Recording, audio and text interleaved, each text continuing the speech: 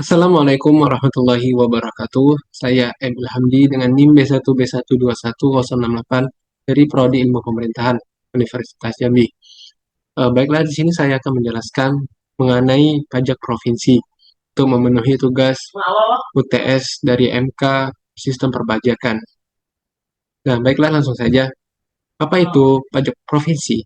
Pajak provinsi merupakan pajak yang dibayarkan kepada provinsi dan digunakan untuk mendanai berbagai layanan dan proyek pada tingkat provinsi. Jumlah pun disesuaikan dengan aturan pada tiap provinsi.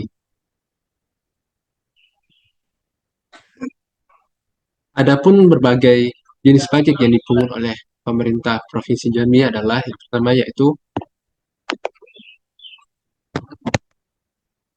pajak kendaraan bermotor, yang dimana dikenakan pada seluruh jenis kendaraan bermotor, seluruh jenis merek-merek motor yang ada di Provinsi Jambi, disesuaikan dengan Undang-Undang Nomor 28 Tahun 2008 tentang pajak daerah dan retribusi daerah, yang kemudian di Provinsi Jambi mekanisme pemungutan pajak kendaraan bermotor diatur dengan peraturan daerah yang dikeluarkan oleh pemerintah Provinsi Jambi.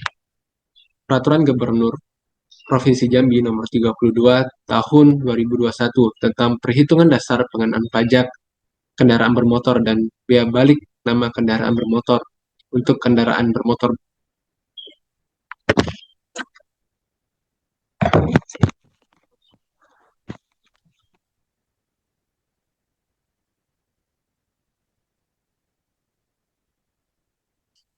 yaitu pada peraturan peraturan Gubernur Provinsi Jambi Nomor 32 Tahun 2021 tentang perhitungan dasar pengenaan pajak bermotor dan bea balik nama kendaraan bermotor untuk kendaraan bermotor bermuatan untuk kendaraan bermotor pembuatan sebelum tahun 2021 dan pembuatan tahun 2021 yang belum tercantum dalam Peraturan Menteri dalam Negeri Nomor 1 Tahun 2021 tentang perhitungan dasar pengenaan pajak kendaraan bermotor dan bea balik nama kendaraan bermotor tahun 2021. Yang selanjutnya pembayaran pajak kendaraan bermotor dibayarkan selama 12 bulan sejak didaftarkan. Yang kedua ada bea balik nama kendaraan bermotor, yang dimana sistem dari pemungutan pajak ini adalah eh, pemilik kendaraan bermotor mengisi formulir dan seterusnya motor tersebut akan dilakukan pemeriksaan fisik kendaraan dan selanjutnya juga di BPKB di Lantas, yang kemudian setelah proses tersebut selesai, para pembeli atau para pengguna kendaraan bermotor tersebut mengambil nomor antrian yang dimana di loket pendaftaran dan menyerahkan formulir, dan di saat itulah ada namanya proses pembayaran pembayaran untuk pembelian motor tersebut maupun pajak motor tersebut, dan, dan setelah itu ada penyerahan kembali dokumen dan penyerahan TNKB di workshop TNKB.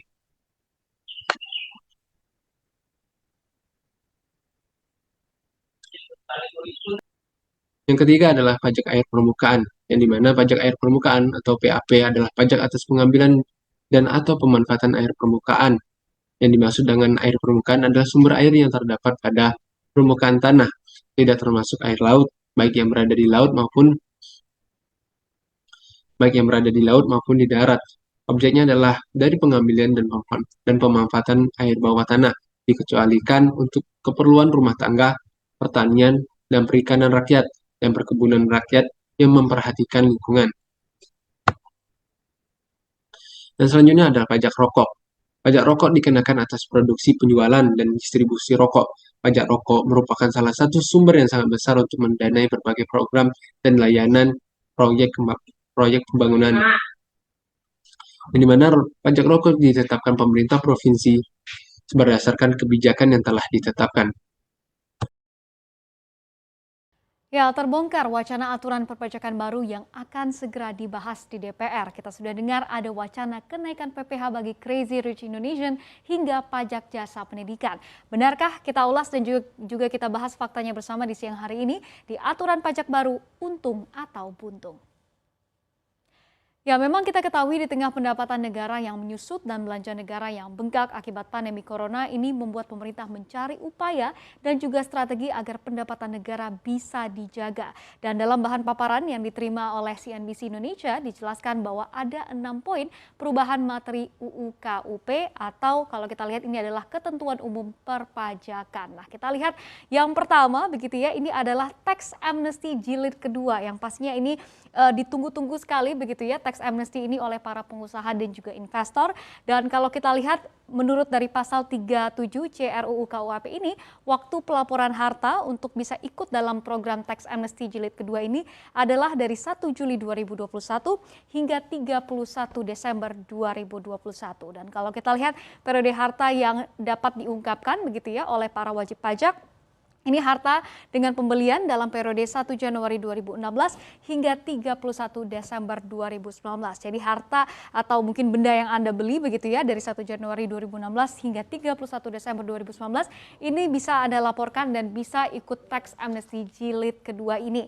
Sementara kalau kita lihat untuk tarif PPh-nya begitu ya, ini ada di angka 30%. Nah, ternyata juga ada promo-promo nih yang diberikan oleh pemerintah begitu ya, di mana di dalam RUU KUHP ini dikatakan jika duit ini atau mungkin harta ini begitu ya diinvestasikan kepada surat berharga negara atau SBN, ini tarifnya diturunkan nantinya menjadi 20%. Jadi ada pemotongan sekitar 10% di sini.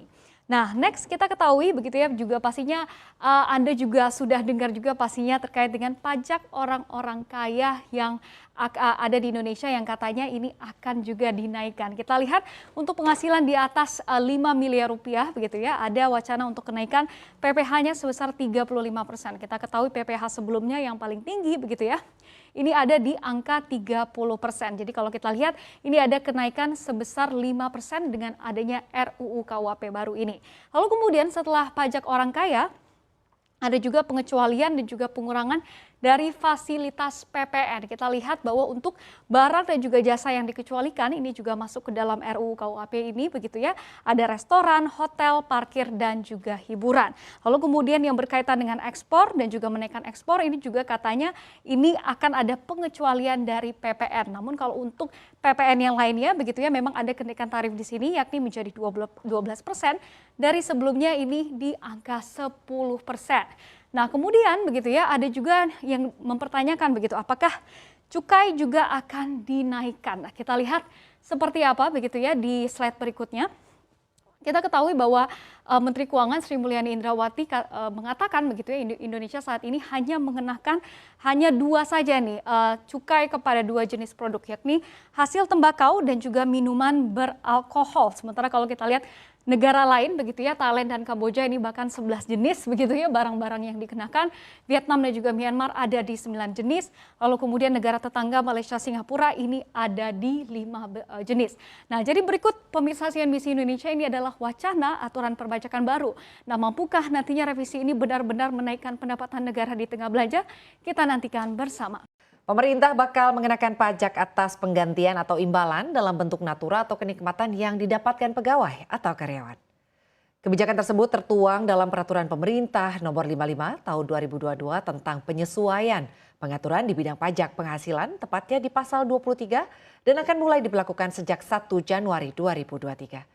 Dalam belai tersebut disebutkan bahwa dua jenis fasilitas kantor yang masuk dalam objek pajak akan dibebankan pada pihak penerima, yakni pegawai, serta dilaporkan dalam SPT Tahunan Pajak Penghasilan tahun 2022 oleh penerimanya.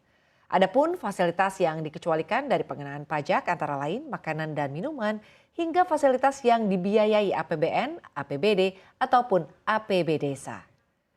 Dalam Peraturan Pemerintah Nomor 55, pemerintah juga memutuskan untuk mengubah besaran tarif pajak penghasilan orang pribadi atau karyawan dari 5% hingga 35%. Dan berikut kita simak selengkapnya ketentuan pajak penghasilan yang baru.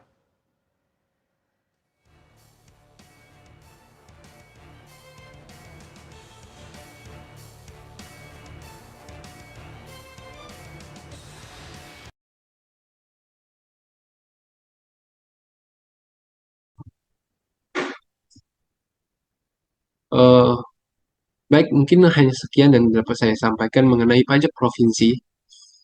Lebih kurangnya saya mohon maaf, dan maaf jika bila penjelasan saya kurang dapat dimengerti. Saya akhiri. Wallahu muwaffiq ila aqwamit thoriq. Wassalamualaikum warahmatullahi wabarakatuh.